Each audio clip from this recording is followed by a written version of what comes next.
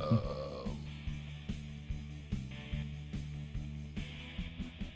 come it's not starting? There it goes.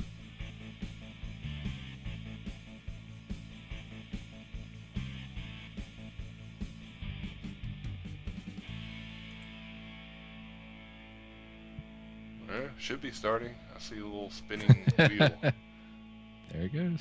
Says I'm live. I see you. There you are. All right. It actually Nice started. delay. I better should mute that for a second here. Let me mute you. I can hear your music jamming. Yeah. Oh, is it pretty loud? No. It sounds good. Okay. Let's see. See how many people are actually in here yet. Should be starting. I see a little spinning wheel. Hello, everybody. That's in the Mont, Vesta, or Celesta Arts. I see Steve Gilbin. I see Avalon Games. Yes, indeed. Hello, everybody. Hello. Welcome to my blank canvas. See if we can put something on it tonight. We got Val Staples, who's Hey, on, Jason Moore's there too. Sorry. Yeah, no problem. On Skype call with me, so he's gonna help fill the silence a little bit. But Celesta says that music is fine. Yeah. Cool. All right. Well, Val had to fill me in on what the, as usual, what the subject matter was of the podcast because I don't know. I don't listen to it, so I guess I'm an evil person. So I don't know what it was. I guess it's not even live yet, is it? Is it out? No, it's live. It went up. What, Saturday morning? I believe it was. Yeah. All right. Yeah. Episode 131 of Roast Gooble Dinner. And do you want to tell them what this is going to be, or do you want it to kind of be a surprise? I would. We could. Hey, there's Nick, and there's Renak. He showed up too. Just so everyone knows, Matt's doing a themed wallpaper that goes along with the episode that we just posted, which was episode 131. This particular episode, we did a recap on 2015. We did a bunch of different subject matter that goes along with it. So what's going to happen is if you've paid attention to the different wallpapers that have happened in the past, they tend to be more humor related because I think it's funny. Matt thinks it's funny. We have a good time. And this particular one, one of the things that we talked about was Super 7. Super 7 did a bunch of Masters of the Universe licensed product in 2015. Hopefully they're going to be doing a bunch more in 2016. And one of the items that people really, really like a lot was the Mossman Chia Pet, which you can buy, which, I mean, what do you think about Mossman Chia Pet, Matt? I think it's great. It was asking for it, so I can see why they chose him to do that. Definitely, and that's what Matt's going to be drawing tonight. He's going to be doing something themed with Mossman and the Chia Pet, and I think it will become pretty obvious as he does it what he's doing. You get to see Matt draw live. He may do some changes. He may erase some things. He may add some things. He may take back from it. Who knows what's going to happen? Exactly, but as Matt's drawing, if anybody here in the text chat here on YouTube has any questions for him, I mean, this is a place to type him. He's going to answer them. He is the maestro of illustration, as I pointed out online. So if you have any questions about illustration, Matt is the man to ask. Matt, what are you doing right now? Like, what is this process you're going through? This is this super rough gestural. This is where most people look at it and like, I could do that. And and I just kind of start roughing it in. I don't want to spend too much time on stuff because I may just end up erasing it. So I'm just kind of figuring out what I want to do with his pose based on what we had talked about before. So you can obviously see he's starting to get some form to him. Yep, he's already starting to appear before you. Like Renak says there, and Chaos Tune, which is Lamont Wayne, said, anything is unpredictable, anything can happen. Though you never know what's going to happen. But what I like about the setup that that's doing here is, you see Matt in the upper right hand corner. There he is at work. In the lower left hand corner, you also see another, that's his Cintiq that he's working on. And in the middle screen, you get to see the desktop there on Adobe Photoshop, where he is beginning illustration. That Jason had a question there for you, Matt. Do you see that there? Non-email related question. The glove is from a. It was actually a startup on Kickstarter called DokiWear. I think it's how you pronounce it. Dokiwear. Let's see. Yeah. The poor man solution.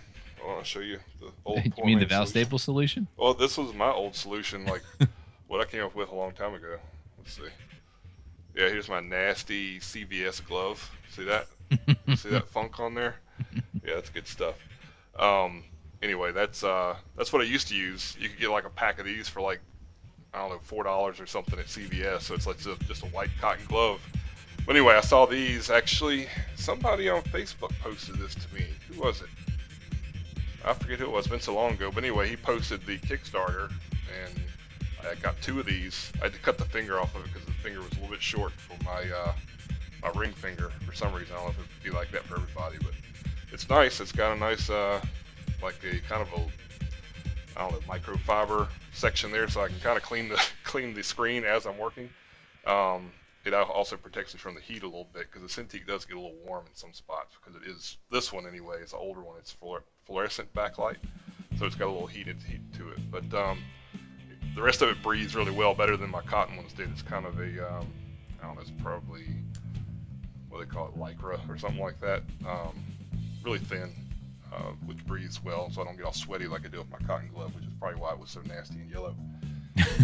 But I digress. I didn't even know they did that. I'm just like Matt. I have a, of course you can't see my camera, but I just have these brown cotton gloves just like that I bought on Amazon. Matter of fact, I bought them in bulk. I have 40 pairs, and I do exactly what Matt has there. I have my fingers cut out on my except for my pinky, because that's a surface touching it, so you want that to be able to glide across for me, the Wacom tablet. I don't have a Cintiq. And then I actually went ahead and said, well, since I have the pair, I'll go ahead and put it on my left hand and cut all the fingers out on that, because I use a laptop, unlike Matt, who has a nice desktop display there, so my hand is always resting on my laptop.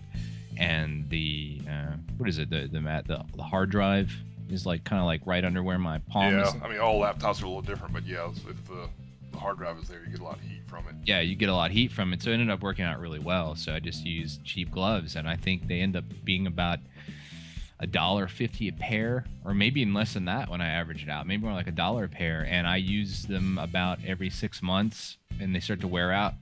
Throw out a pair, grab another one from my bulk buy. I have 40 pairs. 40 pairs. I have 40 pairs. That's gonna last for quite a while.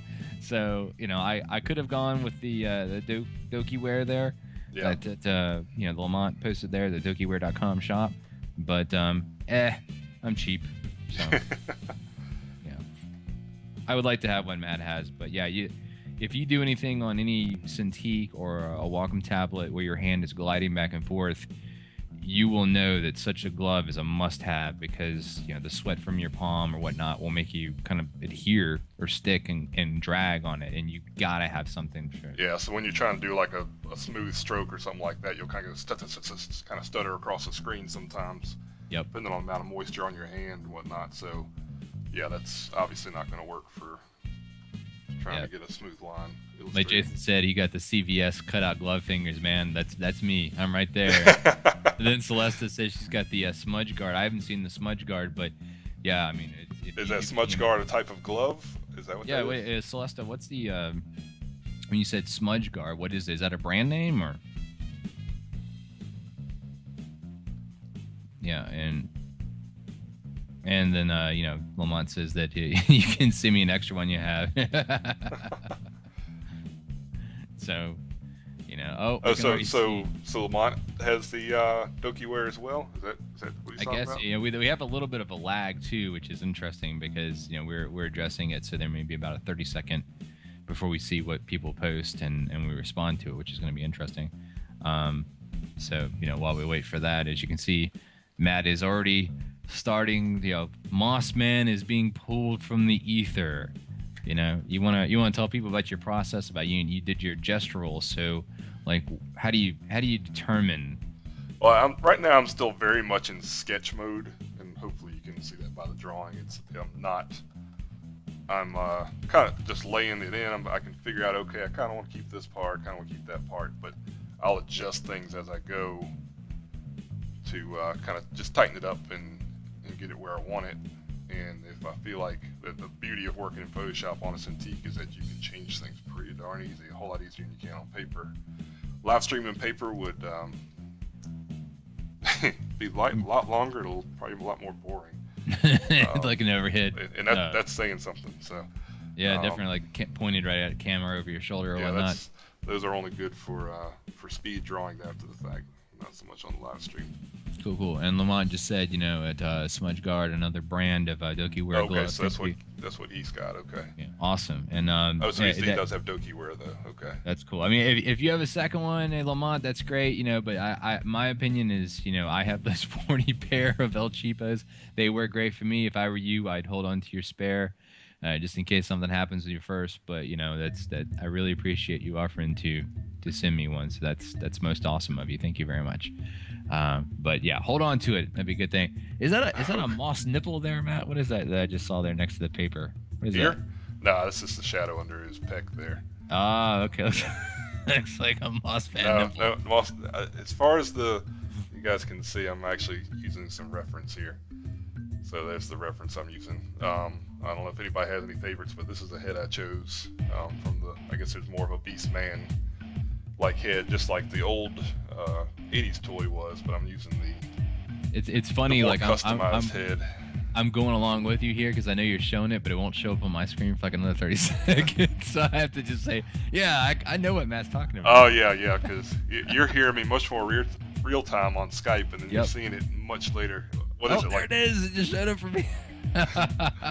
Is it like 30 seconds or is it like 15 It's about 30 seconds? seconds, I would say. Yeah, right, flight time, basically. That stinks. Oh well. It's no, it's how it is. But yeah, Matt using the classics Moss Man there. That's it.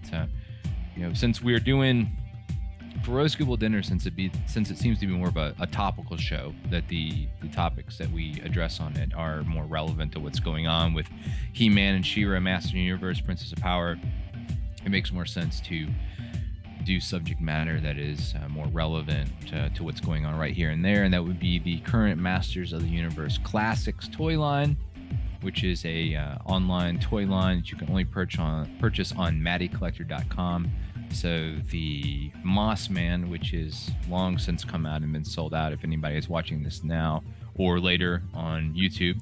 This is a figure line where this is a current rendition taking sort of vintage inspiration along with the 2002. At times there was a reboot for He-Man back in 2002, pulling from some of that as well, which that particular reference that you just saw from Matt does draw from that as well. There was a cartoon that 2002, 2003, 2004 had Moss Man in it, and that was a little bit the vibes from him that came into it.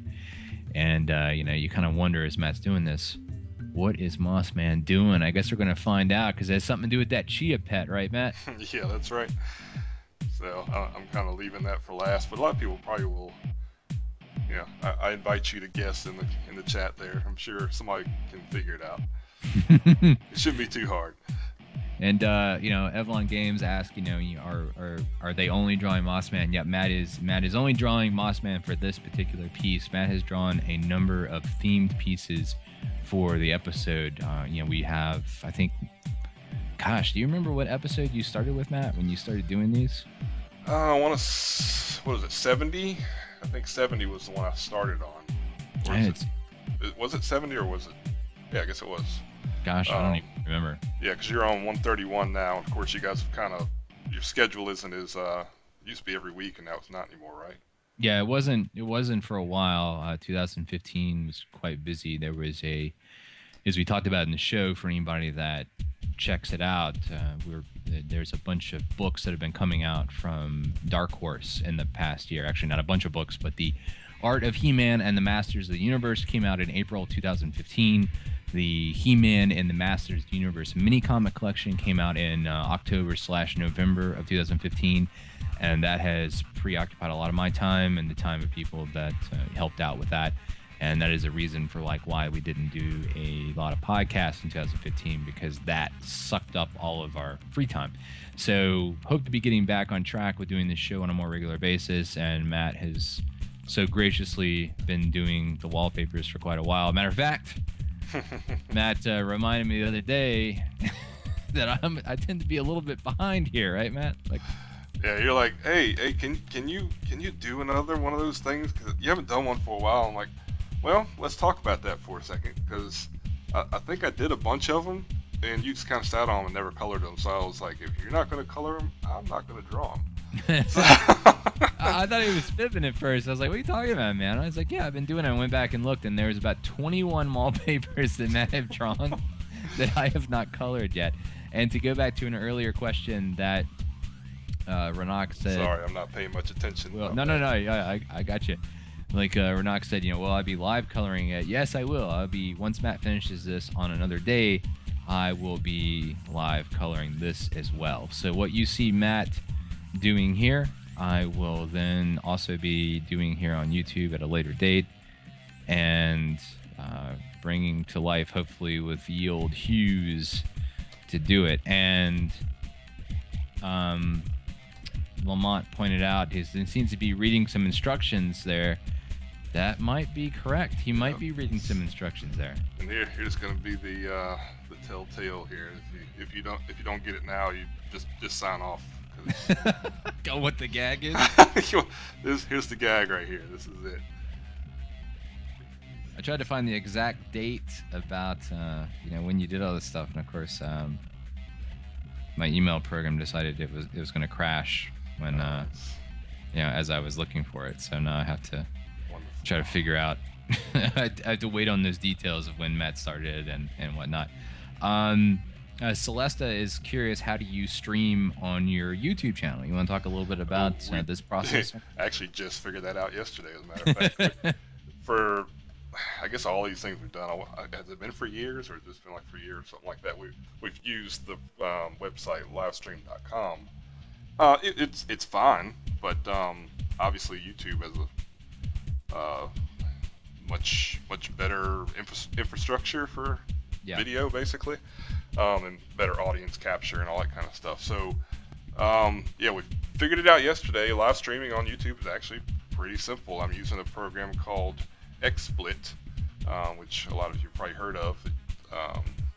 You can use it for a lot more than just YouTube as far as live streaming and such goes. A lot of people use it for live streaming games. So we just set that up, and YouTube has their live streaming. You can enable it on your account if you have a channel, and you can start a live stream directly from there. I think you can do it with Google Hangouts, or you can use something like XSplit to kind of control it more yourself. Yeah. From what I've gathered, I'm definitely not an authority on the subject, so it's like just what I've learned in the past 2 days, and I'm still figuring out. Like today, I don't know, 10 minutes before we started, I figured out how to add a second camera. So, not that you need to see my mug, but I thought you might want to see the opposite angle of how I hold my mouth when I draw, because it's kind of funny. It's and as Evelyn Games said there, it has something to do with him watering himself as the Chia. So it's and Celesta, it's not U-split, it's X-split. Oh, like, X-split. So if you check it out, it's in particular Matt is using. There's two different versions. There's Broadcaster and there's Gamecaster, and I believe is Matt's. Nathan's on there. Matt jumped in. There he is. Yeah. Who's this Nathan guy on here? Who's that guy? Nathan knows more about it, because Nathan, don't you use that, or is Twitch? Well, is that Nathan? Something you use? Nathan's my brother. Sorry. Nathan, do you use that for Twitch? I know Twitch is big gaming live stream site, but I didn't know whether that had its own thing, or if you could use something like XSplit with that. Yeah, from what we gathered from looking at it, the Gamecaster was more straightforward. You had a camera inset if you wanted to see the person playing the game, plus a screen to capture in the center of the game, whereas broadcaster seems to be way more diverse in terms of what you can do. Plus, we're using the free version, which if you pay for it, I believe what is the only difference? Is it just the removing the branding? I looked at some stuff on it today, like, one of the main things for us is that, you could do higher resolution with the full version. We're limited 720p with this, which is for live streaming with a consumer internet connection. That's probably all we want to try to do is 1080. I'm not trying to do anything crazy, but it seems to be working fine. I mean, you guys tell me. I know we got like a 15-second lag here, but I guess it's working okay. Yeah, we do the broadcaster one. We did not do the Gamecaster one. Yeah, I think that's the benefit too. You get the two insets from the cameras. You get one where you can see Matt himself from that angle, and actually from that angle you can see his tripod with his phone that's working as the camera, to also from the other angle show his Cintiq, which you can see him spinning around, which to me is still crazy to watch him do that. Matt, how can you spin that Cintiq around? What's going on there, man? Well, let's see if I can spin it around where everybody can see the back of it. Watch me snap it off and be like, I need a new Ergotron arm. Yeah, it's just a Ergotron arm. I mean, the Cintiq itself comes with an easel type stand that you can spin around, and I've had other live streams before I got the Ergotron arm. So what's the benefit to the Ergotron arm versus like what comes with Cintiq? Well, with the Cintiq, at least with the 21UX, I think they've updated it with the newer models. It allows me to basically do this. Like before, I could just, it would be sitting on the table, and I could just pull it out. I'd have to sit right on the edge of the table, and then the easel would let me kind of tilt it back like that. So it's still about the same position most of the time, but now I could actually pull it much closer to me. It kind of free stands in the air there. And I can also stand up and draw if I just get tired of sitting down and my butt's gone numb. Yeah, the Ergotron arm, a lot of people use it with their Cintiqs. It's like the next step beyond just having the Cintiq on its own easel stand. But I've gone on at length before about my Cintiq. Lamont just got a new one, so he knows what I'm talking about. Or at least he's starting to know what I'm talking about. It's like if you took it away from you, it would just, I don't know, my efficiency would go through the floor if I had to lose it right now. Well, and just to look back at the archives on the Roast Gooble Dinner wallpapers, we didn't have anything for a while. This is something that we started doing for fun. And there was a fan named George Schwitters, who he did, I think from about, episode 40, give or take, up through episode 70. He did about 30 of them, and George got too busy to do them, and Matt took over with episode 70, which was, if I remember correctly, it was Snake Man-at-Arms being kicked in the butt by Horde Prime. Yeah, this is true. Yeah, that's what it was. And then so Matt's been doing them ever since, and he's done up through 110, and then there's a little bit of a gap where some haven't been done, but that's my fault because I still have a bunch to color. So and to recap earlier, like Eveline Games said, yeah, this should be going up to YouTube afterwards, so obviously you won't have the benefit of being able to ask Matt questions live, but you can be able to watch this, go back, take a look at what Matt does, his process, how he does it. If you have any questions about Matt's process, by all means, please ask, because he's in his artist eye right now. It's just coming from within. So ask him whatever. And yeah, it's good having you on here because you can kind of tell me what's going on. Matt can focus and zone out a little bit while I run my mouth. Well, I'm pretty good at running my mouth, so Matt knows that pretty well. After being friends for over 20 years, Matt knows I know how to run my mouth. So, it's plenty of times Matt's probably wanted to slap me in the mouth too. So, yeah, it's right. No comment. No comment. But yeah, to go back a couple of the other questions, Celesta, in terms of should you get broadcaster versus Gamecaster, that's really a personal preference. But in terms of diversity and what all you can do, I think, Matt, it's a no-brainer for a broadcaster. Yeah, I mean, it's not. I mean, when you first open it, you're kind of like, what do I do here? It's really not that bad. To figure out what to do, you can. I guess I think you talked about with the Gamecaster, like it was just more stripped down. It's easier to use, I guess, but it limits you a little bit in what you can do. Yep. What you can show and what you can do. So that's why we opted for the full broadcaster. What Celeste asked, what she said, she observed that looks like Photoshop CC to her. What are you using there for program? What are you doing there? Like, what program are you using, and what kind of tools and stuff are you using? What is this? 2015? CC 2015? Yeah, whatever is that what they're calling it? Whatever it updates to. Yeah, because now it's everybody's on CC, I guess, who has a current version, so it just kind of updates, and sometimes it changes the actual version. Like I think there was a 2014, and we went to 2015, but yeah, this is Photoshop 2015 and I'm just using basics. The only thing extra I have in here now is I have something, what is this thing called? The brush I'm using to mimic a pencil. What is this thing called? Where is it? Up here. Oh, it's called Sample Brush 31. No, that can't be right. Sample Brush 31? I don't know how to pronounce this. Nagel series. There's several different, I think, brush packs by Nagel. This is series 33. Pencil 1 is what I'm using here, which sometimes can be a little thin. Very much like pencils. I mean, how do you feel about that particular brush? Does it feel like a pencil to you? Oh, this is the one I use all the time. Yeah, absolutely. This is I mean, if I show this, just a scan of it, people think it is pencil. They don't have any clue that I did it, with the computer. And how do you spell the Nagel series? Like Nagel. Okay. Nagel, something like that. Yeah, so I'm not sure exactly how it's pronounced. Obviously, it's found it online, so there's no pronunciation to go with it. Oh, Matt, Steve Gilbin wants to know if you are going to be going to PowerCon in June 2016. What's PowerCon?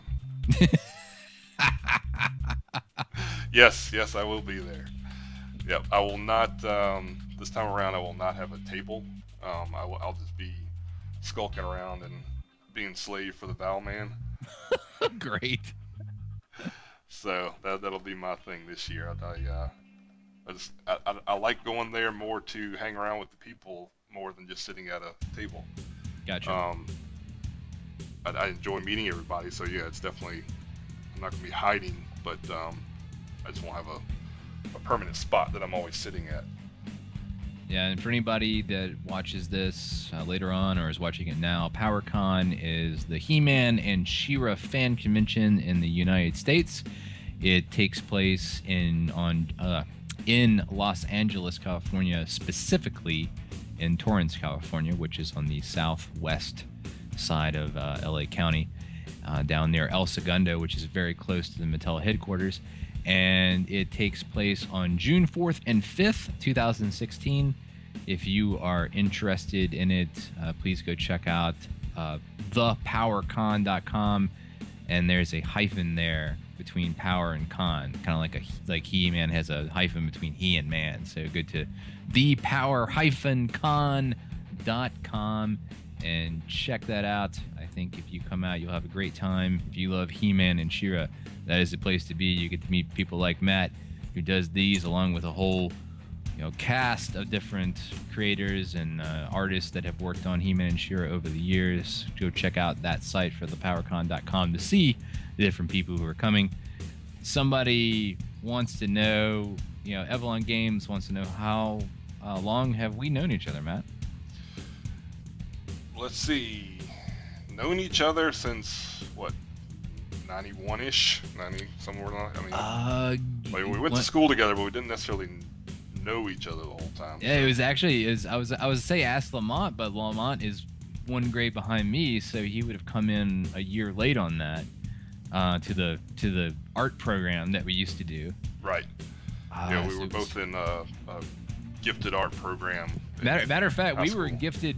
You and I were the original two, in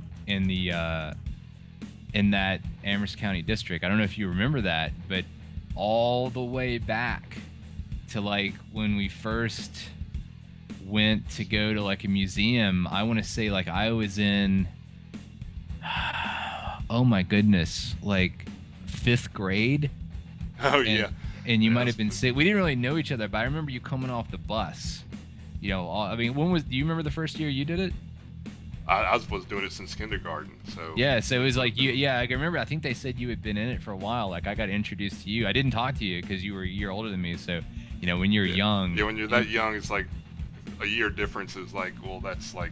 Yeah, he was you don't like, do that. Yeah, he was this crazy adult guy. Like, you know, you didn't talk to that guy as a year over you. You know, of course, he's like in 6th grade versus my 5th. But I think we went to the museum at Sweetbriar.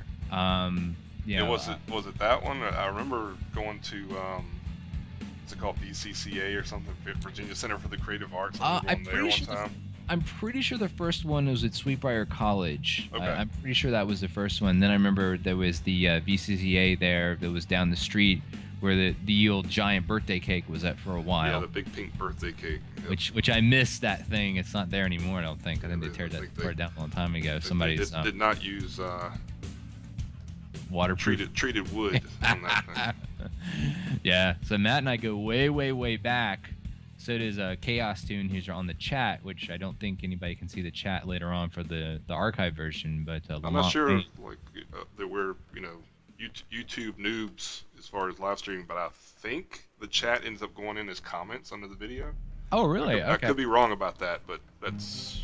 Well, if it does, cool that's if it did. great. Yeah, if it does. If it doesn't, Chaos Tune, who's commenting live, is Lamont Wayne.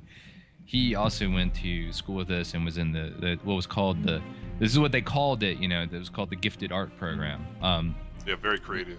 Yeah, it was for people with or identified as having an enhanced sense of artistic. Like we're X-Men or something. Yeah, well, just more of an acute artistic ability, and so it was when we were younger, it took place, I believe, during school, and then as we got older, it was after school, especially in high school. Yeah. And Lamont was there, and Matt was there, and I was there, and yeah, so we knew each other from there, but we started hanging around more close. When was it? It was the old Rose's department store day, right? Yeah, I think that was when we actually became actual friends and not just acquaintances. Yes. So that would have been like 95-ish. Yep, 95-ish. Yeah, because I first hung out more closely with Matt's cousin. His cousin named Dave was his name, and then Matt and I started hanging out more, and then we just annoyed each other ever since. So. Yeah, that's right. That's right. Oh my goodness, man, that thing's so out of curiosity, you're working on this piece, and you're starting to tighten up things. What's this process for you right now? Like, you obviously laid down and all of a sudden it became gray. And so do you want to explain a little bit of like your process here? Yeah, let's see here. I can so you have layers.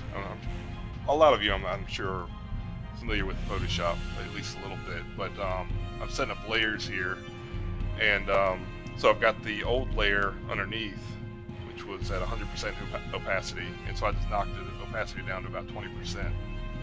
So it's basically like tracing on a regular art desk, and so I just tightened it up that way. So it mimics the process I used to have with paper, which was pretty much just like this. You sketch it out, and you just had to add a few steps, because then you had to print it out and print it out onto like 11x17 artboard or something like that, or just paper, and then trace that, and then do it all over again. Use a light box, right? Yeah, and I've still got my light box over here beside me, but I very rarely use it these days. I'm gonna be right back. Keep talking. Yep. So yeah, anyway, what I used to do with the art desk would be to go through several steps, and like a minute ago, I adjusted the size of where it says Chia, and obviously I'm going to tighten that up, but some change like that would have required erasing on paper, or it was a bigger change than that, I would actually pull it into Photoshop, because I did have Photoshop. I would have to Going back and forth. Yeah, scan the sketch paper I was working with, then go back to Photoshop, make that adjustment, print it back out, and then start tracing it again. And so the process is very much similar as far as the sketching and the refining, but it's it just takes all the scanning and printing out of it, which helps immensely for getting. And Lamont says that animators call this process cleanup, which makes sense. Yeah, definitely very much so. Refining it and getting it tighter is are you going to do the final line art on this particular, or do you go back and refine it even further after the stage you're working on? I want to tighten up his face to get the expression the way I want it, and I want it to define the hands a little bit better. But then I'm actually just going to go straight to inking. I'm not going to bother tighten up the rest of the body. I might do the belt a little bit just to get that tightened up, so I have a clear direction of what I'm going to be doing. But so to describe your thought process, how come you decided to tighten up like that instruction set that says Chia with his hand first, and also the water pot? Like, why those elements out of the piece? Well, like I was saying, I just wanted to go while I'm still using pencil. I wanted to go in and tighten those parts up because they're more important parts for one thing, and they're more complex. So I wanted to make sure I had it right before I inked it. Whereas the rest of it, I can kind of just slop the inks in and refine it with ink instead of doing pencil one more time. So what makes a hand a more complex piece? Like, why is that? Just because it's got so much. Your hands are some of the smallest bones. That make up your major skeleton anyway. So there's a lot more articulation right here in this little hand than it is would be the whole arm or anything. It's just a lot of joints there, and of course hands are very expressive and actually forgot the knuckles there. So you want to make sure those are looking good. Actually, he's got a little fat hand going on, so I'll probably refine that a little bit more. Same thing sort of with the face as well, right? Yeah, with the face, definitely. Obviously, that's where most of your expression comes from. Yeah. So it's that's something as well. Like when I'm painting or coloring, people ask about what's more involved, where it takes more time. If you think about it from a human perspective and interaction, when you communicate with other humans, you're looking at them eye to eye, and the other element involved in communication that you notice a lot are hands. Humans tend to gesture a lot, use their hands to express themselves. So when it comes to getting details correct and spot on and things you notice, the hands and the face, even if you are not an artist by trade, you notice subconsciously when something is off, because those are areas of the body that better than pretty much any other area of the body, because you are focused on them all the time, in your daily life. Yeah, so you can get away with screwing up a drawing in other places a lot more than you can the face and the hands and that sort of things. That's, like you're saying, that's where the human eye is going to drift to, is to try to identify with if it's a humanoid type character anyway. Yeah, definitely. Yeah, you can fudge a lot of things, but you can't fudge the things that the human eye is very, very familiar with. And that's definitely, even on the face, the thing that you can't fudge at all is the eyes, because we communicate directly with eyes all day long with other people, unless you're at home and don't communicate with people. Yeah. But even then, you watch videos and whatnot, and that's how humans communicate the most, is directly with their eyes. If you mess up the eyes, just call it quits. Yeah. And it's a lot of artists, if they spend 2 hours on a piece, they probably spend at least 30 to 45 minutes on the face. Yeah. Just to make sure that obviously depending on the amount of detail level in the rest of the piece. If he's wearing some kind of crazy ornate armor or something like that, obviously that took a while. But yeah. You want to spend time on the parts that people are going to look at the most. Exactly, definitely. If you don't have a lot of time, focus on the parts that people. And Ranak just said, thank you for the Nagel or Nagal, however you say it, brushes. And Ranak, for anybody watching this, is a guy that helps out Matt and I a lot. He does a lot of color setup, a lot of color prep, a lot of what people in comics call flats, which is doing a lot of the core work. But he's also an artist by trade himself. And as Matt and I found out, we didn't we didn't know exactly how talented Renak was until he started doing some Illustrator stuff for us, and we're like, whoa. Like, wait a minute, you can actually draw too. You're not just Yeah, not just good with the color setup. You can actually draw. So yeah, he's got some skills. So he said thank you for the brushes. He said they're epic, and I defer to Matt when it comes to these type of brushes and whatnot. I usually ask Matt, even for coloring. I'm like, hey man, what brushes are you using for this, man? Yeah, it's like, well, yeah. Hopefully not going to me for coloring. 'Cause, yeah, I have Matt likes to have friends that color because Matt can't color. I use and Matt's been using it some too. We kind of been going back and forth. This Photoshop isn't the only way to produce art. It's become a lot of the industry standard for a lot of people, but there are other applications that people use, and in particular, one that's become very popular is Manga Studios, which is very popular. And Matt, are you using Manga Studios? I still have not gotten into using that. It's like there's some very specific things. Like they have an excellent perspective package in Manga Studio that Photoshop can't touch. That sets up 2-3 point perspective really easily and actually kind of forces you to draw to that. You can make your brush or whatever you're using lock onto that. So that's really cool. I've only used that a couple times, but when you have really complex perspective that you want to set up, then that's great to have, because setting it up on paper, as a lot of a lot of times you have to fake it, because a lot of times your vanishing points, the way you want to set it up, are off the paper. Yeah. So with the beauty of working on the computer is you have infinite canvas, so you can set up the vanishing points wherever you want, and Manga Studio just does a really good job with that. Yeah, definitely. It's I've only used it in a limited capacity. I used it not to take away from what Matt's doing, but in particular for coloring, I did a mini series at Marvel called Deadpool. I forgot what it was called, but it was Scott Koblish was the illustrator on it, and it kind of had a bit of an interesting sort of artistic vibe, and we decided to go with a little bit of a watercolor vibe on it.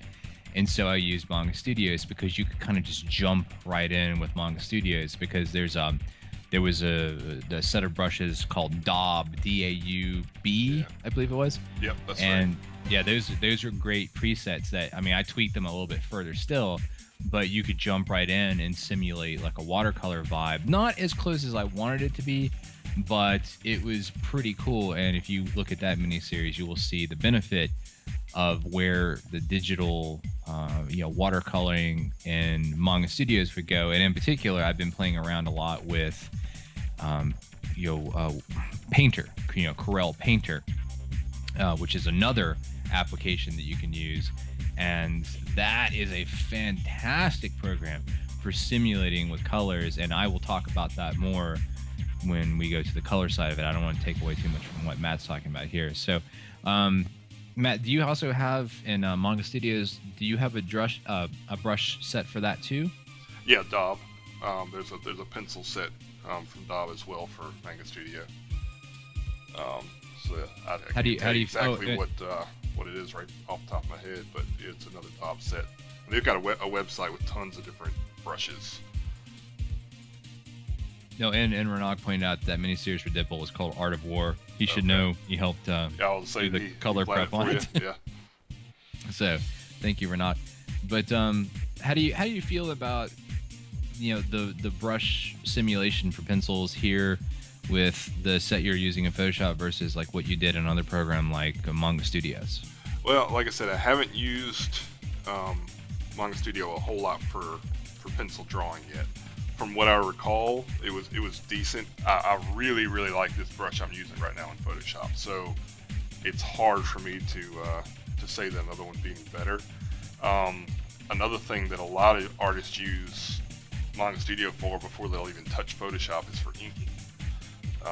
Apparently, and I have not gotten again into doing it much in Manga Studio, but apparently the inking in that is phenomenal. The way the brushes react are so much better than the way they work in Photoshop. And I'm not an inker by trade, and I I don't pretend to be a great inker by any means. I do what I have to do, and that's about it. I don't do well with long flowing curves. If this was inking, trying to do something like this, in the middle of a blank canvas like that, it's easy because you don't have anything to follow. But say, I'm trying to stroke this and I want to go slow and make sure I get the curve exactly right. Inking that in Photoshop is hard. I end up being very sketchy with it, and I'll combine 20 or 30 lines by doing this to get it just the way I want and just the thickness I want, instead of trying to do it quickly, which actually the fast, controlled motion is what makes inking look really good. And I have to try to fake that by going slow and trying to control my structure and thickness of the line by going slow and trying to layer it up, which is really bad. It slows me down, and it's just not the way it should be done, and that's not a way a good inker would do it. Gotcha. That's just the way I do it. But like I say, I'm not an inker, and inking is a talent in and of itself, and a lot of people spend years and years getting really good at that, and so I don't take away from what they've accomplished at all by saying that just because you pencil you can ink. Now you're still penciling right now, is that correct? Like on That's Lost right. Man? Yep, I went a little overboard. So like how do you determine, like right now, like what you're doing is you're kind of doing some hatching for the shadow. How are you determining like where you're gonna lay down your hatching or whatnot? Is it just kind of you're just taking a stab at it? Is there any sort of educated information behind it that you can convey to other people? Right now I'm just trying to get like a general idea of where the light's coming from, which I'm thinking is kind of a upper right hand corner, kind of coming down. So I've got add a little shadow to the side of his abs, to the side of his abdomen there, and then also with Mossman, he's furry, so trying to convey that as well by not just making it very smooth shadows, which you'd have more with skin, but making them very very loose, lots of flowing hatching to indicate the hair. That it's more of a texture on the surface and not just smooth. So that's the idea behind the hatching. Now this hatching here would represent more of a fully shadowed area, but I'm going to hatch it that way to give it that texture more for fur. Now, Jason Moore just commented. Jason Moore is an artist. He's also was the founder of He-Man.org. He first created He-Man.org back in 1998, and I believe it was 1998. I'm pretty sure it was. Then it actually became a live site in 2000. But Jason Moore has been inking for, professionally in comics for a lot of the big companies for many, many years, and he says it's all about what comes from your elbow and not from your wrist. He said that, So I mean, do you feel the same way? Well, if he's talking about inking, then I'm not doing it right, so I'm probably not doing it like he says. Maybe I need to get some tips. But I mean, he says for nice sweeping strokes, it's you work from your elbow. I see. Yeah, it makes sense because and that's what Lamont said. Just say the professors told him to work from the elbow and the shoulder. Well, there you go. There's my my non what do you call it? Lack of expertise. Lack of training, like there you professional go. training. There, this is too many years of being self-taught and hacking it. Yeah, inking is definitely a lot of people. When they watch somebody ink, or there's another credit for inking. Inkers. Speaking as a colorist, I know colorists definitely don't get their due in terms of any multi-stage art creation. If someone's doing it. Everything, it's a different process and a different attitude if they're doing everything from start to finish. But a lot of art that you see out there is created in stages where there's somebody inking, or there's somebody penciling, or somebody coloring and whatnot, and you rarely see the inkers or the colorist accredited for their I can't even speak anymore, for their what they add to a piece. And I mean a lot of people think inking is they always go to that Chasing Amy joke of it's just tracing. It's definitely not. That's why it's a joke about it just tracing, because if it was easy, anybody could do it, and it's not. Unfortunately, the better an inker is, better he makes the penciler look. That's true. Yeah. So it's like the better he does his job, the more the penciler shines, and that's unfortunate because an inker, a good one that at least the penciler trusts and the editors trust, will add their own flavor to a piece. They don't have to follow it verbatim. Yeah. So they'll actually add a lot to it. And again, if people saw the actual pencils they had to work with, they'd be like, "Whoa, okay, well it's nothing like what he will actually come out." It's the basic structure is there, but they'll add a lot of hatching. Sometimes there's a lot of texture, different things, and sometimes if the penciler and the inker have worked together a lot, the penciler will just make a note, and the inker just takes care of it. So it's if you go back, if we step back, don't even have to go that far, but in particular, several decades ago in comics, inkers did the heavy lifting for a lot of things, like Matt's just talking about. Pencilers really sort of just laid the foundation with a lot of gestural and loose information, and inkers really came in and tightened it up, made it a real piece. Right. So an inker had to definitely be an artist by trade. They were going to do it. So it was usually you had somebody do just the pencils in that because they really were storytellers. They could. The reason that they were there is because they laid that foundation that no one else really could in terms of conveying a story, layout, flow from panel to panel, page to page, that sort of thing. Where the inker is really about executing the detail and making that gestural information come to life. So it really was a 1-2 punch. You had two people really coming together to make a whole piece. You had to have two people that knew what they were doing. But these days, it's definitely different. You see a lot of pencilers, as you see with Matt doing here, that do both. It has really kind of shifted that way in comics due to the financial constraints of comics, unfortunately. And you see a lot of inking being a lost art form in many cases, which I find to be very, very, very unfortunate. Matt, if you had a preference, would you have somebody ink your pieces if you had an inker that you trusted? Oh, absolutely. Yeah. Like I said, it's not something I'm good at, or I would even say that I particularly enjoy doing. I'm definitely more on the sketchier pencil side of things, and inking is where all the polish is, So. Yeah, and I think Lamont just made a good observation. He said it sounds like the relationship between storyboard artists and animators, which is I agree 100%. A storyboard artist, if Lamont was on here with live, he could describe it a lot better. But they convey the scene in these sort of more sketchy keyframe moments that they put down, and the animators take those and bring them, into fluidity from, scene to, from frame to frame to frame to frame. So it's that kind of trust where you have somebody that really knows storytelling and knows that, and then you have someone that really knows how to take a piece and tighten it up and make it precise and flow from, frame to frame to frame, panel to panel to panel. And to go back to an earlier thing here earlier to kind of deviate from what we're talking about. And I apologize that I'm running my mouth so much. I think it allows Matt a little bit more freedom to focus. Well, it's still got a lot to get done here, so by all means. It's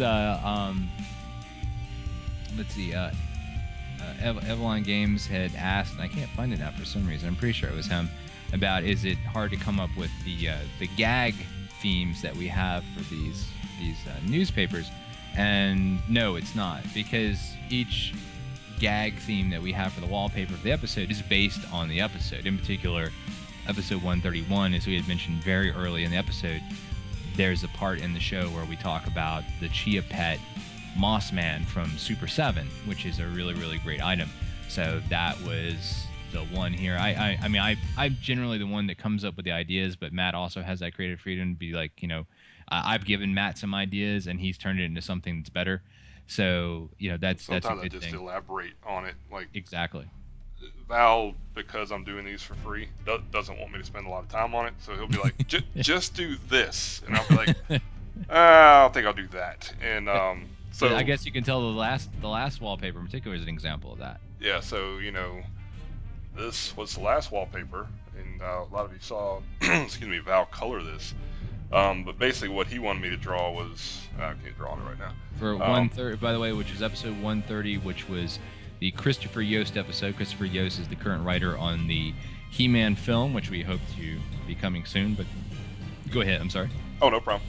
So basically, he just wanted me to draw just He-Man, like very close cropped here. So he's eating his popcorn, watching a movie.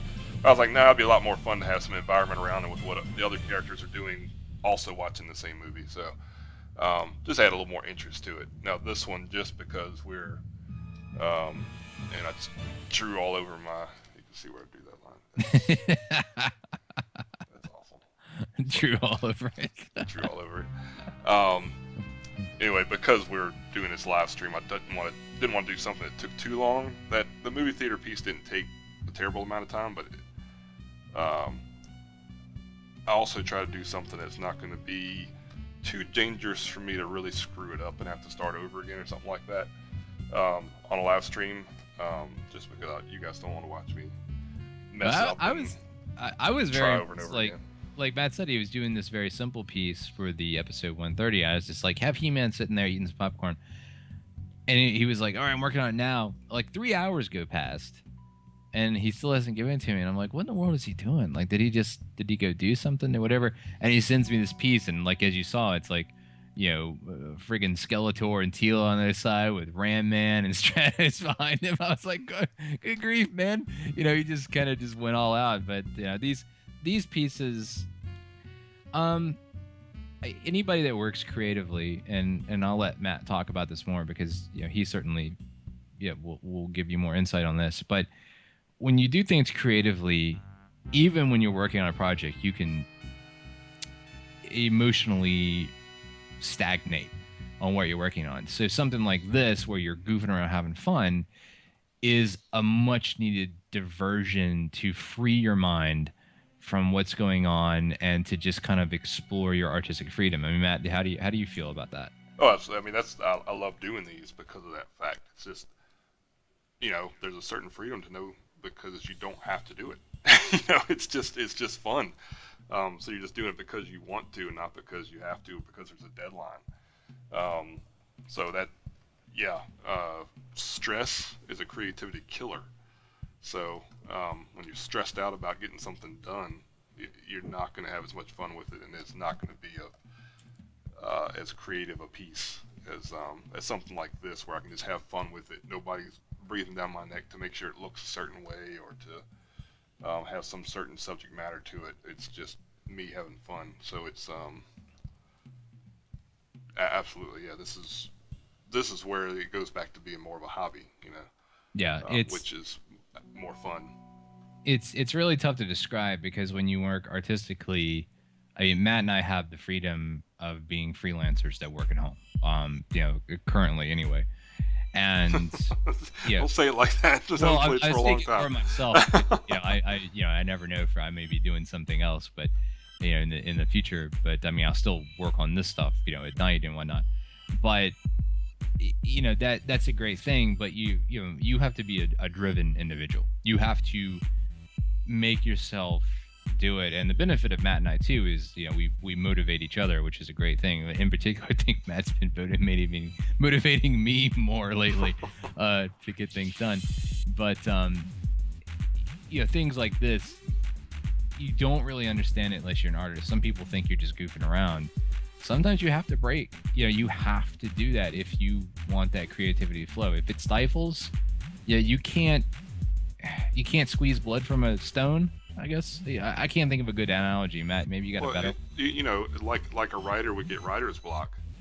It's very similar sometimes for an artist. You just don't feel like it, and it sounds lazy, but you just hit these walls sometimes where it's just like, I don't feel like sitting down and drawing right now. It's just I don't want to do it. And unfortunately, sometimes you're in those deadline kind of positions and stuff like that where you don't have a choice. You do it whether you like it or not, and sometimes the artwork will suffer for it just because you're not feeling it, and so you're kind of forcing it, and it just doesn't gel the way you want it to. And that's it's the nature of it. You have to try a little harder that day or whatever it is. Power through. Mm-hmm. But yeah, something like this is a nice little recharge session to. And a lot of people do warm-up sketches every day and stuff like that, just to kind of get past that point, because you don't want to have your warm-up, you know, looser sketches be on something that is for pay or for a client, you know, that's going to want it to look really nice. You don't want to spend a time there. So doing something like this will kind of warm you up, get the creative juices flowing, so to speak, so you can draw and create something that looks nice. So. Yeah, definitely. And a little bit of a side note, a little trivia here in terms of He-Man that Jason Moore put down. He said that that he originally was going to create He-Man.com, but it was owned by a company called He-Man Humidors, which is very interesting. A He-Man cigar humidor, I guess. Yeah, it was. I knew that somebody owned He-Man.com for the longest time. Now Mattel owns it because I think in the 2000s there was some IP stuff going on in terms of owning domain names. So he did it. And what I find very interesting, and I did not know this at all, Lamont just said that when he toured Cartoon Network in college, that He-Man.org was the main motivation for the 2002 He-Man cartoon show reboot. That I guess they got for reference and whatnot, which is awesome to hear. I didn't even know that. So they can send their checks. Give an address to. That is a site we do for fun. It definitely is not done because it's making money. I'll tell you that much right now. There was a question earlier from Celesta, Matt. Do you combine the layers before you go to ink? No, they're still all. I assume she means the 2 pencil layers that I was using. Mm-hmm. If I had fully tightened up those pencils, I would have just ditched the first sketch layer altogether and not had it on here at all. But you can kind of see the difference in the opacities here. So this area is still the original sketch, and then this line here and these lines would be from that secondary tighter sketch. So yeah. Out of curiosity, where are your layers? I mean, I know you can't show them to me, but how come we can't see them? What's going on, man?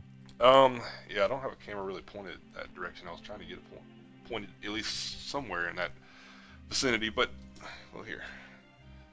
There you go. So, yeah, so overall I've got, I know, Command Central here, I get teased all the time, but I use them all. All these monitors are used. Anyway, so I've got this monitor here that has all my Photoshop tools on it, and then of course the Cintiq, which is my main screen, that'll be my main workspace. Crank this up here. And so then I've got 2 more monitors there. The one here is more for reference. In this case, I've got a lot of my live stream up and stuff like that, the chat screen, all that sort of stuff. But and then on this smaller screen here is usually my communication screen, but also I'll throw some reference over there too. If I'm working on, we've been working on a lot of Transformers lately, so I'll want to have different views of the Transformer up instead of just one.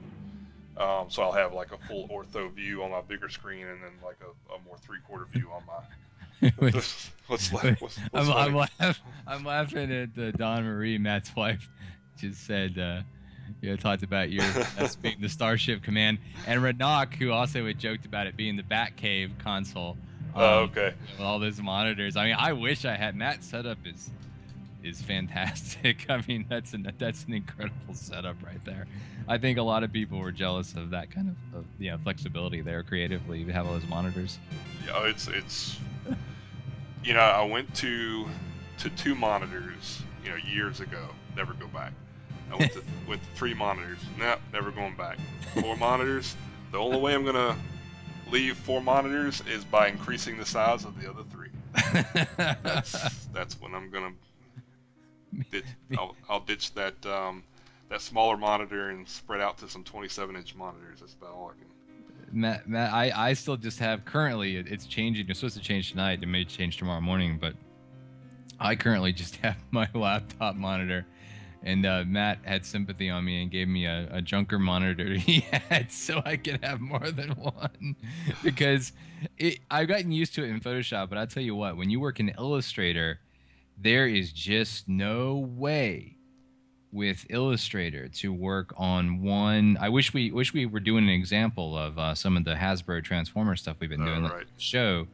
The example of that, because in particular in Illustrator, you need those palettes and those tools on Illustrator, and they hog your desk space, like, Yeah, absolutely. oh, big time. Yep. Yeah, it's once you get used to it, like I say, you can muddle through and be fine with one monitor or with two or whatever. But it's all about what you get used to. So when you get used to having that space and to being able to utilize that extra room, and you kind of spread out into it, and then all of a sudden, I'll go out of town or something, I have to work on my laptop, and I'm like, oh my gosh, where do I put all my crap? Because it doesn't fit on this. But even then, when I bring my laptop, my Cintiq usually goes with me if I have to do any drawing. And I'll hook my Cintiq to my laptop, and I'll use my laptop screen as my second monitor. So at least I'll have one. The most important one is the one I put all my tools on. Mm-hmm. So I'm trying to work from the elbow, like Jason said, work from the elbow. Are you noticing a difference when you work from your elbow? Yeah, if you move the whole arm, you can kind of get away from that sketchiness. The other thing about Photoshop, unfortunately, a lot when I use when I try to do those long flowing lines, is it'll kind of get a little jittery here and there with using the Cintiq. So it's still a lot better than using paper, but I can't always count on those lines to be perfect. You're doing the inking right now, correct? Correct. Renak asked, is there anything special about the brush you're using right now? This is vanilla Photoshop right here. I don't have any kind of special brush for inking. So you're It's just using a regular hard brush. Hard brush? Okay. Yep, it's got the hardness cranked all the way up, and it's actually, I think it's one of the, like when you open up the brush presets palette, it's like the second one down. It's just already there. I tried different inking brushes, and that I didn't see any major advantage to any of them, to like a secondary one, third party. So I just stuck with what Photoshop already had. It worked. Nice. It's coming along. It's I think with these live pieces, Matt and I tend to get carried away a little bit with detail. Yeah, this is longer than that, and you can look at some of the old Roast Gooble Dinner wallpapers and see that I do not spend this much time on usually. Well, and you and I joked about that earlier as well when we were talking about it in private. If you look at the old wallpapers, if you look at them artistically, sorry, I didn't mean to hit the windscreen there. I made a scratch noise. If you look at the progression, you can see where both Matt and I start to get a little more detailed every time. A little more detail. In particular, the one that really, which was our first live stream one, which was the one that had a character in Master Humorous Classics called Demo Man, and he's eating a packet of Monster Munch, which is this kind of they're I can't even think of it. It's not potato chips, but it's corn puff type thing, snacks. Yeah, like a cheese puff. Exactly. Yeah, something like that they have over in the United Kingdom. And it's a very popular snack over there. I think it's kind of a kitschy kind of thing. And that you can tell if you go look at that one and you look at the piece right before it. Yeah, there was definitely a change, and there was also a point at which I was not inking them either. I was just doing the pencils. Which I love them. I thought they're great, but it's crazy seeing the difference between a sketchy approach where they're just getting done in like 30 to 45 minutes or even less. Yeah. And then these where you're spending, as you can see, we're already an hour into this. Oh goodness, recording. It's already been an hour. Already been an hour. Time flies. I got a lot of inking to do. This thing might get a little sloppy all of a sudden. Like chuck. Evelyn Games said, a question for me, where would I place the shadows when coloring? It's a lot of that depends on what the artist lays down in terms of information. For me, I follow or do my best to follow what they've laid down. So in particular, as you can see, see that shadow that Matt laid down on the inside of the thumb. Well, it was kind of gone now, but the thumb on the flower pot that he's holding. You can tell that like he intends for where the light to come from, like overhead. So that's the kind of thing I pay attention to. Where are they laying the shadows in the line art? Where are they putting it? and then I do my best to follow suit with the colors and follow that, because if a colorist or an inker per se, when they're inking on penciler, if you ignore someone else's direction, you're gonna have a hot mess at the end of the day, because you can't fight it, because it will stick out. It might not seem like there's a lot of lighting indicated on a lot of line art, but there is something, and if you do something opposite, it'll stick out like a sore thumb then. Yeah, and that's the thing too, is Matt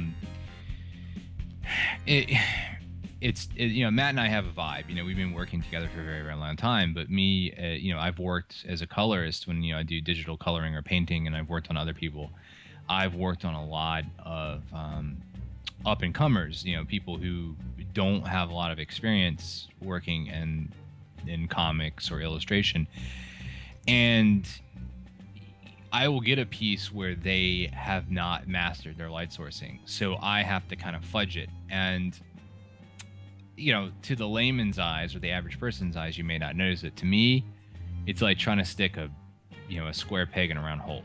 I know I'm fighting information that is contradictory, but it's for the salvation of the overall piece. So sometimes there's an example of like when you have multiple stage art creation where you have multiple stages, sometimes people can kind of fudge or fix someone else's shortcomings, either due to their lack of understanding or due to the inherent conditions of a deadline, which can sometimes hinder your ability to do everything you wanted to do. So that's a good thing, when you have that flexibility to do that. And Jason asked us, Matt, are we working on Transformers licensing stuff, or are we doing work for Hasbro?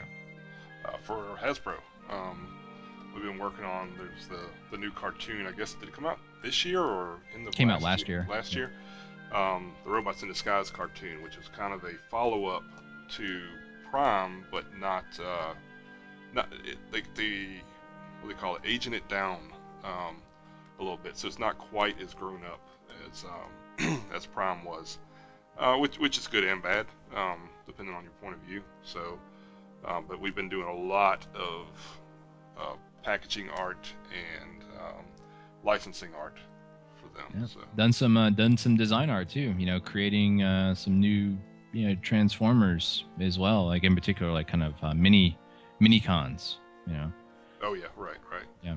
So there's been design stuff in there too, and it's a ton of fun. I mean, I'm sure Matt and I would love to do some non-robots here at some point. As robots go, they're kind of nice because they are pretty organic. But yeah, you kind of burn out on drawing robots all the time. Oh yeah, love doing it. Never want to stop doing it, but at the same time, you also you're kind of hoping for every once in a while, kind of like with these Roast Gooble Dinner things, something to change it up. So you don't stagnate and it becomes you never. I mean, Matt, I think Matt can tell me if I'm wrong, but you never want to stagnate creatively in general. If you work on something you love, no matter how much you love it, it can over a period of time stop feeling like something you love and start feeling like a grind, like a job. It's a chore. Yeah, like, and again, but going back to hobbies turning into work. As soon as somebody there's a deadline or you have to do it, it ceases to be a hobby. It's not the subject matter you would typically choose to just sit down and draw if you were just messing around on a Saturday afternoon. It's something that you have to do. It's due on a certain day, and yes, we enjoy it, and we're thankful for it, but it's not always fun. Most time it's just about getting paid. So let's be real about it. Yeah, I mean, we love doing it. So grateful for it. Never, ever want it to go away. But at the same time, we're creators. You want to be able to change things up and do new things just to have fun. So like diversions like this help. Because you never want to get tired of something you're working on. And Transformers, when you're just doing robots all the time, it's kind of like you gotta break it up a little bit. Yeah. Anybody will tell you that who works creatively on something. If Matt and I, like I'm if we did He-Man all day long, after a year, we want to change that up too. We Yeah. want something to break that, because after a while it's kind of like, okay, I love doing this, but need to jazz it up just a Enough's tad bit. enough. Enough's enough. It's like, And the good thing about that too is, like, when you break creatively, if you work on something, um it's kind of like, Matt and I, we were big fitness buffs when we were a little bit younger. We, me in particular, not so much fitness these days. I got to get back into it. me neither. But it's kind of like, when you work out in the gym, if you have the same routine every day, you may go into it, you may enjoy it, but it can become routine. And so you would shock your system. You would change it up dramatically every once in a while. You do something different. And that's kind of how it is when you're a creative person. You can work on something all day long, love having it. It's a good job, but you gotta shake it up every once in a while to also make yourself come back with a new creative vigor, to do it. So, that's always a lot of fun. And sometimes you learn new traits too when you do that, when you're able to be diverse with your creativity. By breaking every once in a while and do something different, you may discover something new, a new technique, or refine an old technique or something like that. And as you can see here with, Matt doing this, I mean, Matt, have you picked up any, as the years go on, like, the evolution of your own art? Do you feel that you've learned new things by doing other things? You just kind of pick things up organically? I mean, how does that work for you? Oh, Like, in there's terms of always evolution? something. There's, if you work on stuff long enough, you start to collect epiphanies all over the place. It's like, oh, I never really thought of doing it that way. Or, I'll watch other artists do things, and it's like, that's a really cool way of tackling whatever that is. So yeah, absolutely. There's always something that you're learning that's new, and a new technique for accomplishing something or something. So yeah, Yeah. definitely. Yeah, it's just the nature of it. Yep. You never want to, take anything for granted. An opportunity you have, you just don't ever want it to feel like a chore.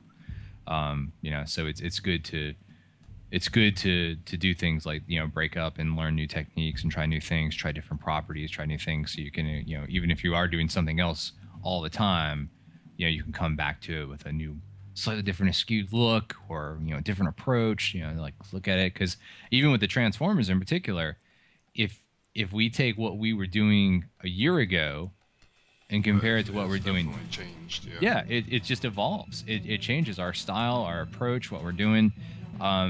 The layman, as I was going back to, the average person may not notice it, but for us, night and day difference. Oh yeah, and it's and you start to learn the people that you're working with and what they like. At first, you're more timid. You want to try to do things exactly the way, whatever reference they give you or something like that. But then as you start to work with them, you start to realize, oh, okay, this is what this person's attracted to. So let's, you start to incorporate those things, and they also start to trust you and let you kind of do your thing as well. So. So I see it's obviously there's a little bit of delay here, but in particular this piece, I mean, it's this is something for fun. You're not learning the way of anybody or doing anything.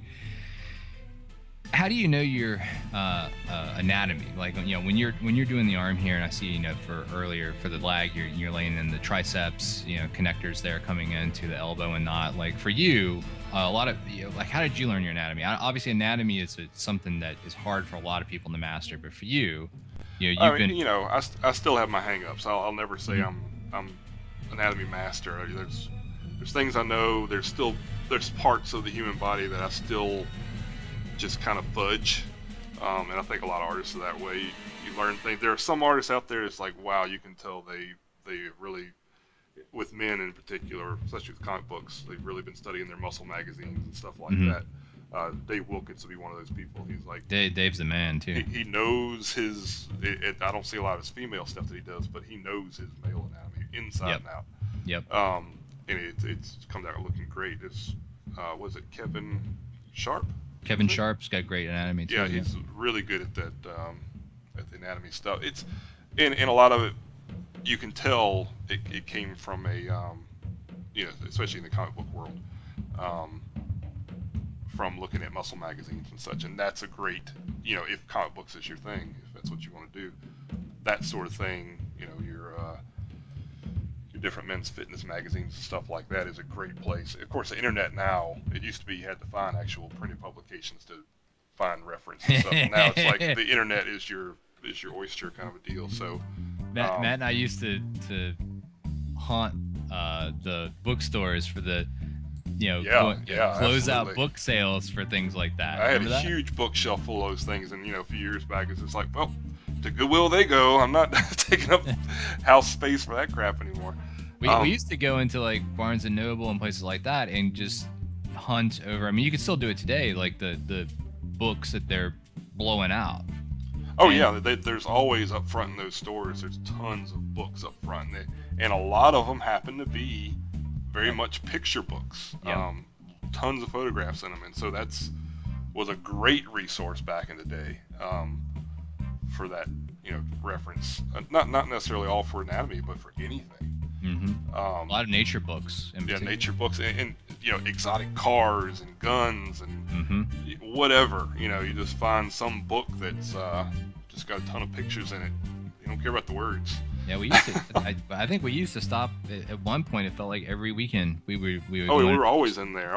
You pick up a book for like $5, $2. They'd have some kind of that was normally like $30 and stuff. Yeah, exactly. It's like poor publisher or whoever put that book out. It's like they're selling it for pennies now. But yeah, that was a great resource. Of course, like I said, now the internet is where it's at. Yeah. So there's no shortage of pictures of people on the internet or whatever it is. So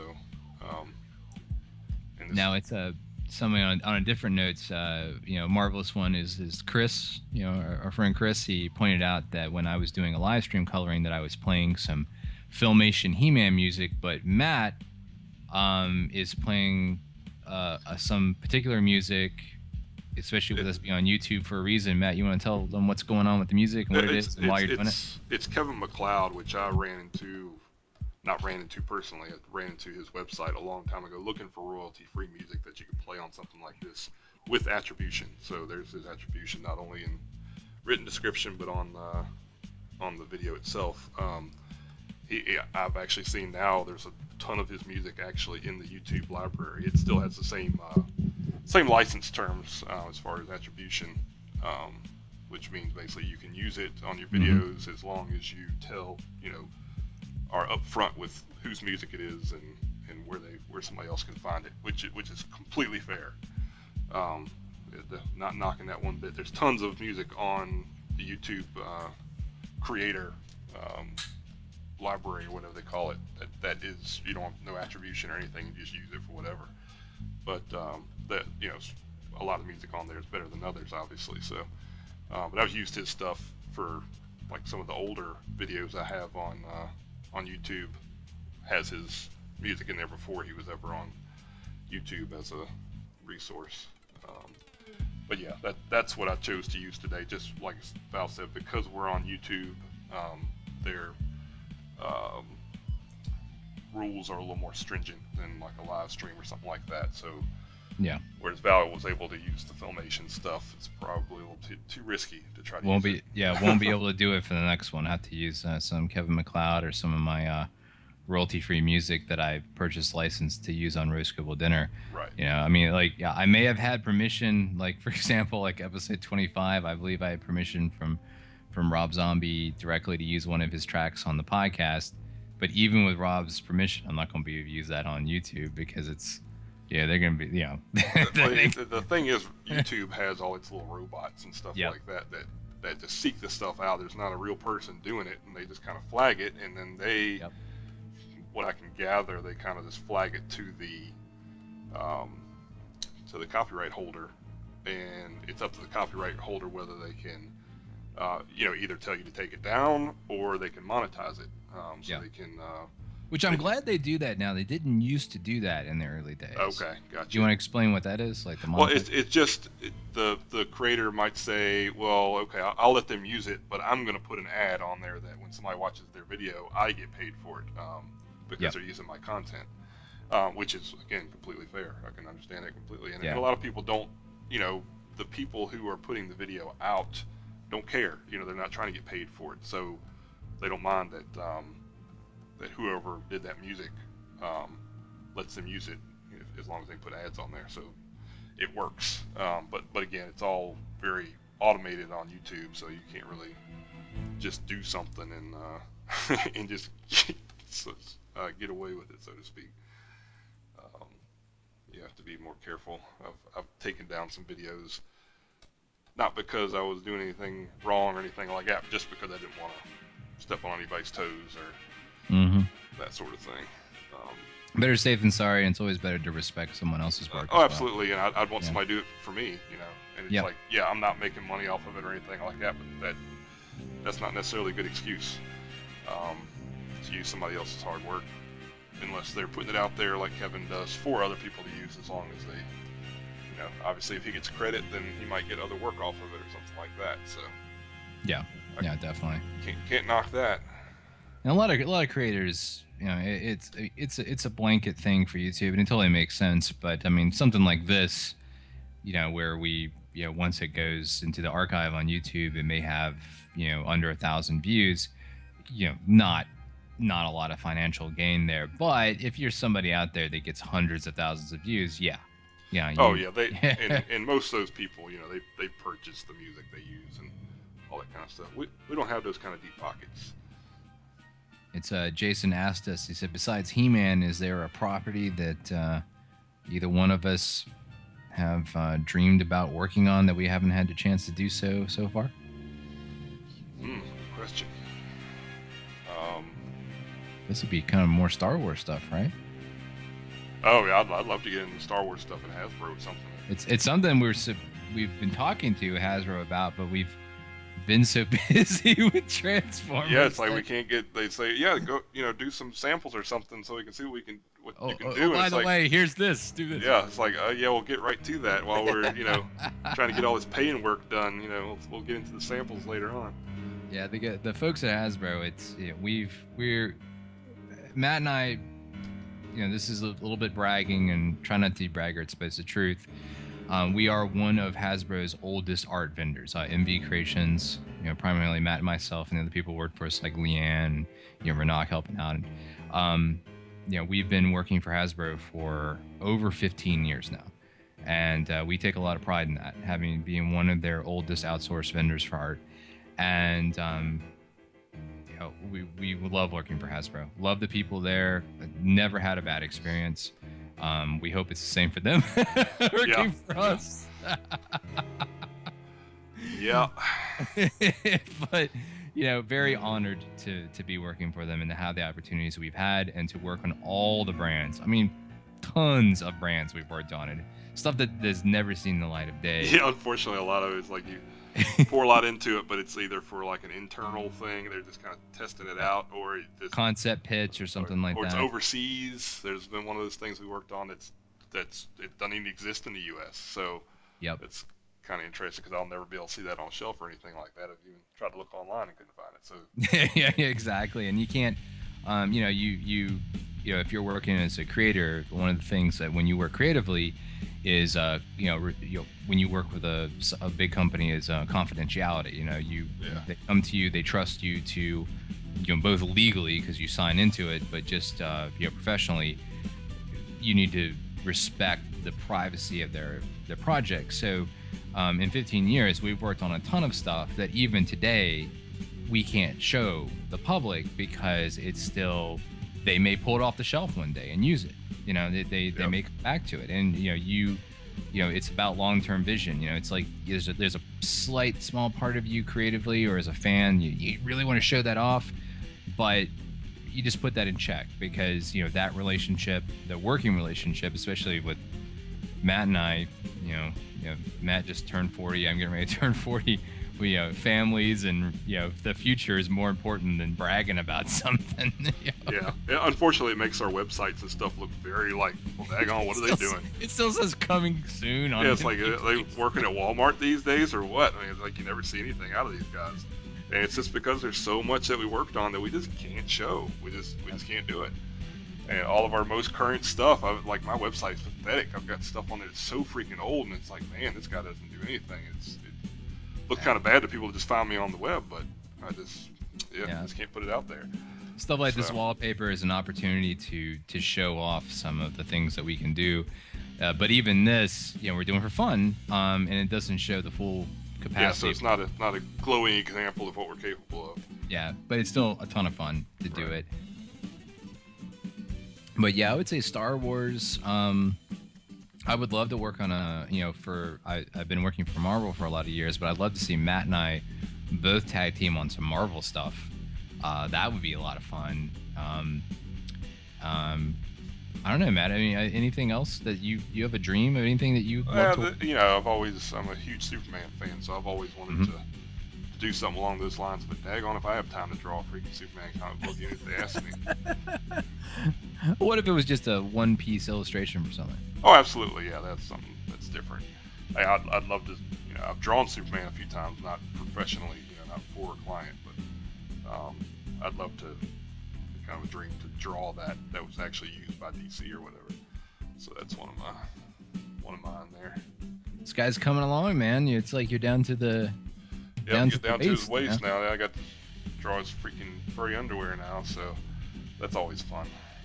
It's I'm looking at it, and Matt's got that kind of organic inking flow there in the shadows, and I know it's up to me to do it in the colors for the highlights. yeah, doing the furry colors is gonna be fun too, isn't it? I'm staring at it. I'm just imagine all the brush strokes. Like, oh my goodness, I can see it now. Yeah, just scribble like I'm doing, man. Just scribble it in there. It's weird too for a guy like this. For anybody that's a vintage He-Man fan that knows the toys and stuff from back in the '80s, about 30 years ago. Mossman back then they reused the body for a figure called Beastman, which was a hairy sculpt. But they put what's called flocking on him. It's this adhesive type felt that they put on it to look it looks kind of like moss. The texture they used, and they gave him a fragrance. Well, Matt's I think is kind of nodding a little bit more towards the Yule Beastman kind of thing here. So it's like, but to give a texture of moss is very. Yeah, I'm definitely making him more furry than mossy for sure. Doing that would be very difficult. That matted type. Well, it would just the surface would you'd have a little bit of stuff, and then you'd have a little more smooth and a little bit of stuff, or something like that. It would be almost like you're drawing a terry cloth towel. It's like it just has to have a little bit of texture, mostly smooth and a little bit of texture. Short hatching versus. Yeah, I mean, I'm doing these long, flowing, very furry arms and stuff like that, which. The non-flocked version of the toy, he's more furry. I guess the base underneath is like that, so that's kind of what I'm doing more of, and just. Yeah. If like in that example, I mean that's definitely that probably would have alluded more to it, but I might be able to simulate a little bit more of that in the colors. Maybe we'll see how it goes. It should have spoken up a long time ago, man. It would have. Oh no! Would have done it a little differently. When he's green, I don't think anybody's gonna. Nobody's going to mistake what it's supposed to be, that's for sure. Lamont said he handled his Mossman so much that the felt rubbed off in places. Yeah. Yep. The same thing with Panther and all of them that started doing that. Mine always got lint in them. Like. Oh yeah. Well, that was a pain in the butt. It's like, oh man, there's lint. And I was a dumb kid. I didn't know I could just use some tape to kind of pull the lint off of it, so the lint got stuck on it, and I didn't know how to get it off of it because I was dumb. But that always stunk. You'd have here's a Mossman and some white stuff all over him. It's like, oh man, that was a pain in the butt. But Mossman was a lot of fun. He was a great He-Man in the &80s in terms of toys. Was very innovative in terms of gimmicks, the things that came with him, and Mossman is no exception. Him and his counterpart Stinkor. Which Stinkor was fragranced with patchouli oil, which gave him what they. Yeah, it was patchouli oil, and it was kind of like stinky, but not a skunk. Not offensive. Terribly offensive, yeah. Yeah, you could actually sniff it and actually halfway enjoy it if you wanted to. Yeah, exactly. And Mossman, I still don't know what his smell was. Kind of reminded me of soap. I would say like a Pine Sol or something. Yeah, it's kind of. It's like, if anybody knows, by all means, post if you know what the fragrance was. But Yeah, it was. You will smell like a treat. Yeah, and it faded very quickly too on Moss Man. Whereas Stinkor is a Vengeance, 30 years later, that thing still smells. Oh yeah. Oh yeah, yeah, those figures. My goodness. Yeah, it was.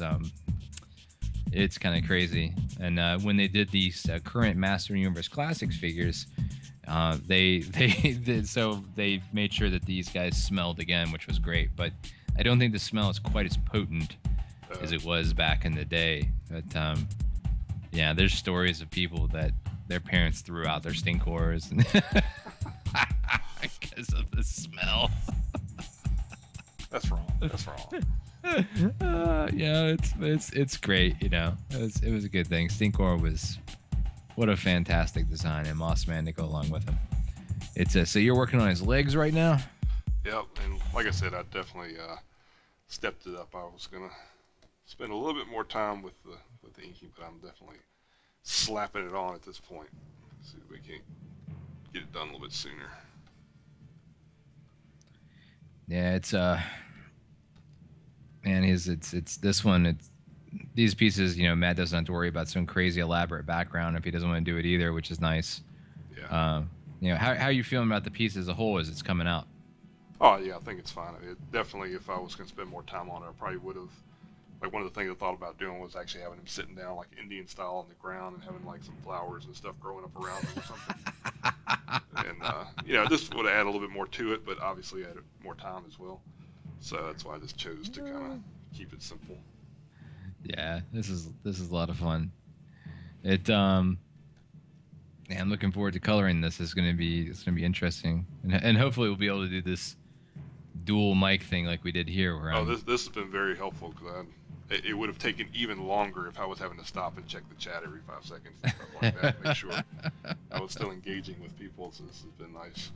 It's gonna be interesting. I think about it. You know, I'm already thinking ahead of time in terms of what I'm gonna do with the background to complement his values and pop it off. Probably a warm kind of color, but we'll explore all that when we get to that. You know, not to take away from this. You know, unlike watching you put in these shadows, which is nice. You know, got a little hint of rim light there. I see. You know. Yep. A little something. That means I'm gonna have to think about secondary light sources. Thanks a lot, Matt. Yeah. You're gonna be able to cop out on this stuff, man. That's making it difficult for me. When I tell you to draw Tila's bra next time, I don't want to hear you lip about it. Yeah, I think that I did a half-tailed job of doing that on Livestream. I tried some different approach, which was interesting, but I don't want to talk about it in detail. I won't use it again unless I experiment more with it. But the end result is Matt had accidentally left a little detail off of Tila's I can actually show what it was. Her chest piece with that little ribbing that goes around. A little like ram's horn kind of detail. Yeah, exactly. That goes around her chest. I had left this whole chunk out right here, and it was just this up in here, and I was like, wait, I forgot that. Will you color that in there? He's like, yeah, can't do it. Sorry. Like, what are you talking about? Just color it in there. Yeah, the process had done made it difficult to add it in, and of course, when I did it kind of was still sort of washed out because of the process, but that's just how it goes. But, hey, you know what? Live and learn. Yep. That's how it goes. So. Yeah, it's coming down to the tail end on this one now. So.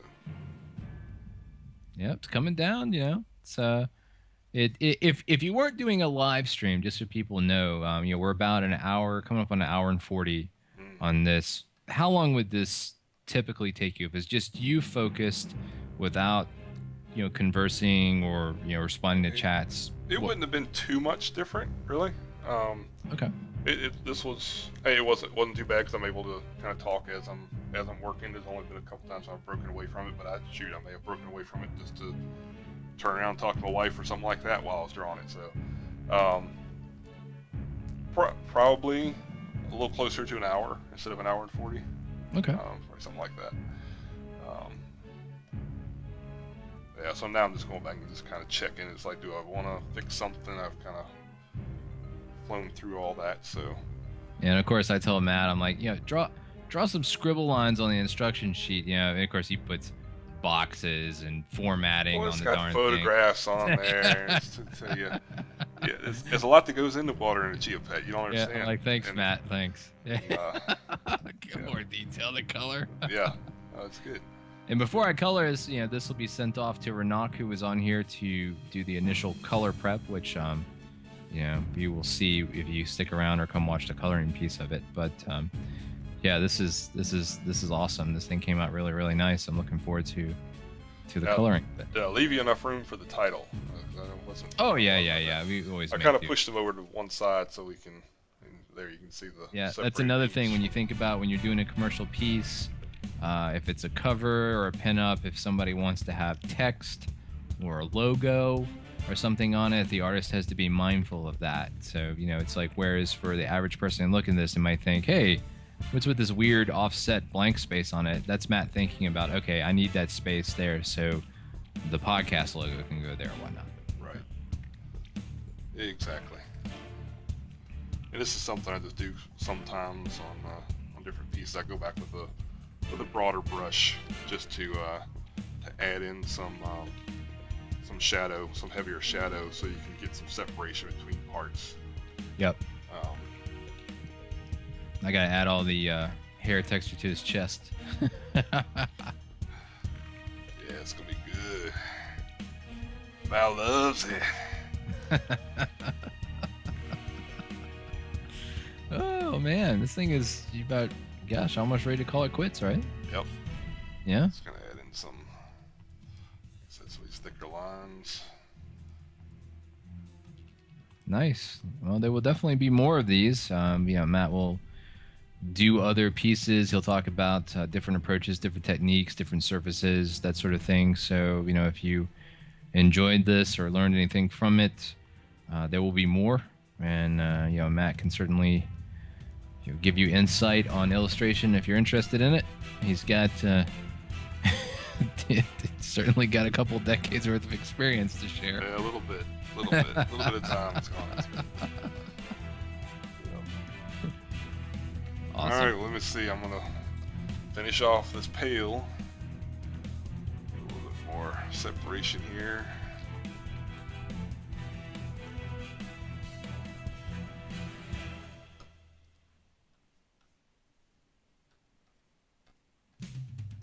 It's metalicious. I'm assuming it's a metal pail. Yeah. It's good. Galvanized gray, man. Galvanized gray. Oh, I got a cat coming in to participate in this. That's great. Hello. We don't need your insight. I don't like that.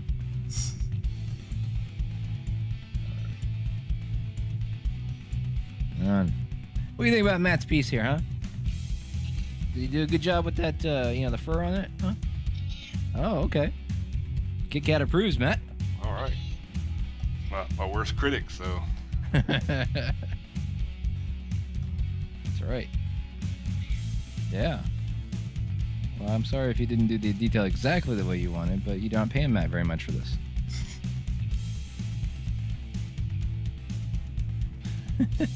Okay. Everybody recognizes Kit Kat, who knows her from the Roast Gooble Dinner podcast, right? You haven't been on to comment much lately. What have you been doing, huh? Uh-huh. Okay. Oh, really? Well, that's interesting. Well, you know what? Are you going to come back on to give any more commentary in the future? Okay. Well, it looks like she might come back to do some stuff, but right now she's here to, once Matt gets off, I guess she's got to give her 2 cents on this feedback. This sounds so dumb. Yes, the cat is here to approve this. I'm actually treating this like it's a real thing.